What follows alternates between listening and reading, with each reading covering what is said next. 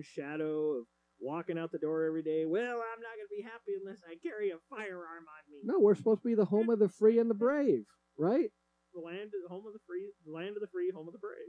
Yeah. And now these people, they're not brave. They're frightened, and they feel the only way they could be free is by carrying a gun. Now, Mike, you are not throwing everybody that owns a weapon. No. Some of you, you know proper gun care. You don't go, you shoot them in the appropriate places. You don't, and depending on what state you're in, if you're allowed to carry it, But either way, the point being is there are those out there that are so hardcore. They're obsessing.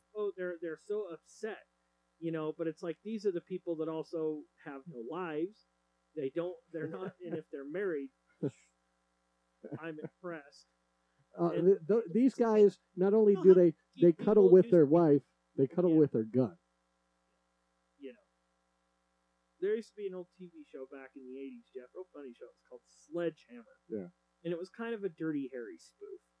And the guy, he was the perfect example of this. He was just out of his mind, but he was a cop. And he was allowed to roam the streets free. And he had a bumper sticker on the back of his car. I love violence. Now, admittedly, again, it's a caricature, but this was the guy that literally slept with his gun. He had a monogamous relationship with it, with the gun. It was his padre. It was his amigo. I haven't placed my faith in a gun. I place my faith in God. I place my faith in Christ. Okay, and guess what? He's far more powerful, far more dependable than a gun. A gun is an inanimate object that you place too much faith in to watch. That gun's not watching. It's not the all-seeing, all-knowing, all-powerful God. Well, and some people have made it that in their lives. That these weapons do not become harmful until people get a hold of them. Yeah. That's a good point too. Guns can harm people, but you know what? It takes a person to actually wield it, to do something with it, to make it a harmful object. It's a team effort.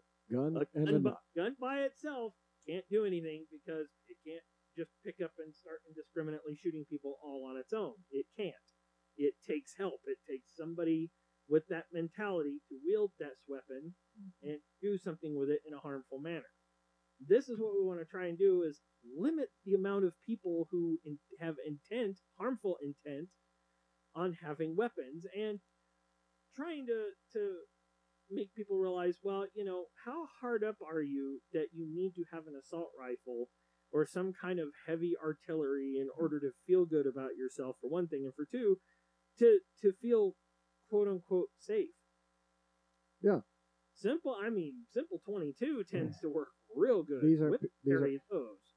And these are the people who are obsessing about the government. The government's going to take my rights. Government's going to put me in a prison camp. Second Amendment rights, and they feel that they're patriots. Well, everybody in this country is a patriot, whether you agree with them or not. Anybody that expresses their constitutional beliefs is a patriot to an extent.